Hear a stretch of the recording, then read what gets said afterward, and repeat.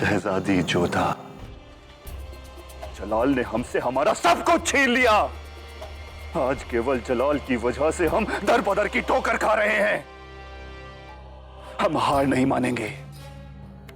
जलाल ने हमारा जो कुछ भी छीना है उसे वापस हासिल करेंगे हम। अबुल माली भी जलाल का दुश्मन है और हम भी। दुश्मन का दुश्मन दोस्त होता है। हम दोनों मिलकर तुम्हें तबाह कर देंगे जलाल, तबाह।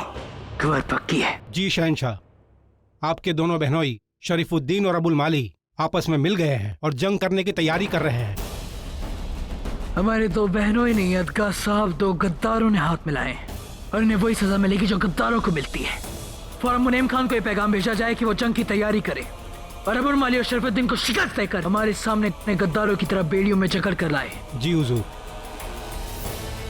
शहंशाह जलालुद्दीन मोहम्मद का पैगाम मुनीम खान को मिल चुका था और मुनीम खान ने हुक्म की तामील करते हुए फौरन शरीफुद्दीन और अबुल माली के खिलाफ जंग का ऐलान कर दिया। हमले की तैयारी की जाए।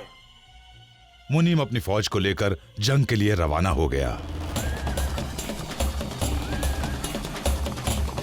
घमासान जंग हुई, सैकड़ों सिपाही शहीद हुए या घायल हुए, लेकिन अंजाम जलाल के हक में आया।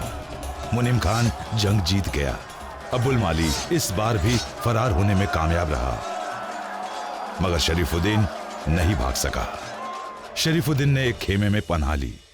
वो वहां से भागने की तरकीब सोच रहा था कि मुनीम खान ने अपने जासूस की खबर पर वहां धावा बोल दिया।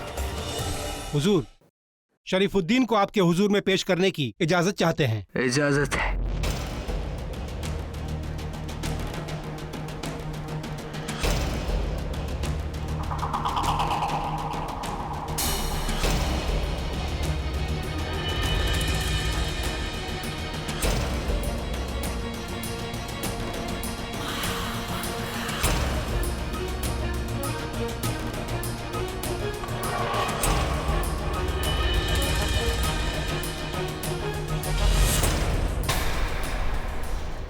जिस सवाल का जवाब दिए बगैर तुम यहाँ से भाग गए थे, वही सवाल हम तुमसे वापस करेंगे कि क्यों तुमने हमारे और जोधा बेगम के साथ इतना घिनौना खेल खेला, कि क्यों तुमने अपनी साजिश में हमारी बहन बख्शी बानो को शामिल किया। क्योंकि हम नहीं चाहते थे कि कोई भी राजवंशी मुगल खानदान की बेगम बने।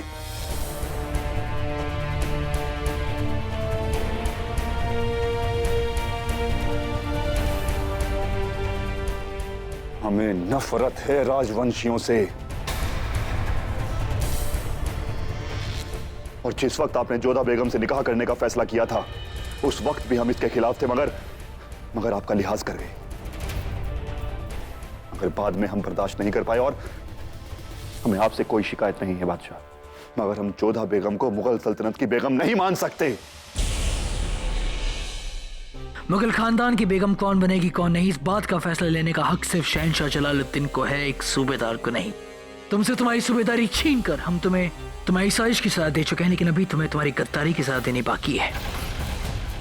इसलिए अदगा साहब, हमारे अगले हुक्म तक इसे काल कोठरी में डाल दिया जाए और इसके साथ वैसे ही सलूक किया जाए जैसे गद्दारों के साथ होता है।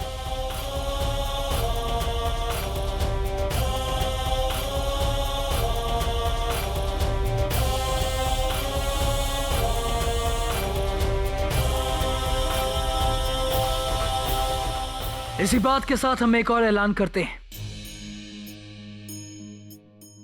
कि मुनीम खान ने हमेशा अपनी काबिलियत दिखाई है।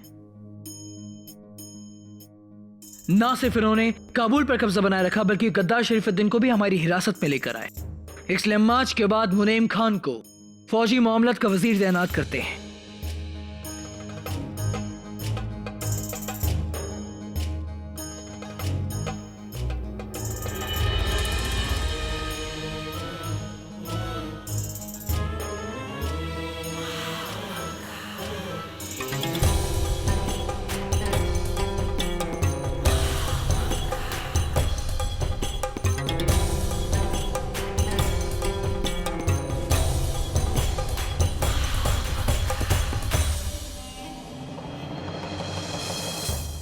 शुक्रिया शहंशाह।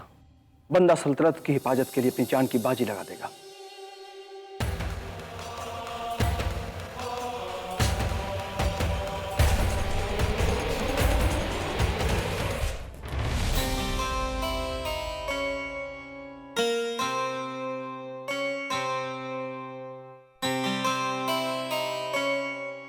भाभी जान,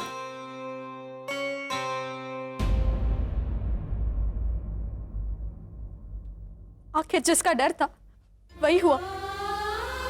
हम जानते थे शरीफ साहब भाईजान से ज्यादा देर बच नहीं पाएंगे। आखिर कहां तक भागते? भाईजान के सिपाहियों ने उन्हें पकड़ ही लिया। अब उन्हें सजा होगी। और बख्शी बानो, आप नहीं भाभी जान, इस बार हम ना ही अपने मोहब्बत की सुनेंगे, ना ही हमारे रिश्ते की। किसी हाल में हम उनसे मिलने नहीं जाएंगे। तकलीफ तो बहुत होगी हमें, मगर हमने जो काम किया है, जिस नापाक काम में उनका साथ दिया, उसकी सजा यही होनी चाहिए। मगर भाभी जान, हम उनके बारे में पूछ तो सकते हैं ना? कैसे है वो? सब खैरियत तो है ना?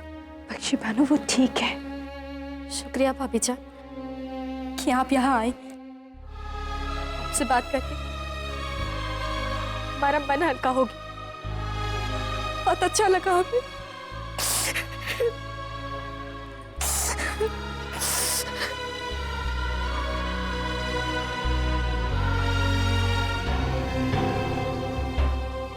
क्या सिपाही ने अपना काम ठीक से किया? वज़ीर आलिया, आदम खान साहब खून से नहाए हुए हैं। ये आपने क्या किया? हमने आपसे पूछा रेशम, क्या सिपाही ने अपना काम ठीक से किया?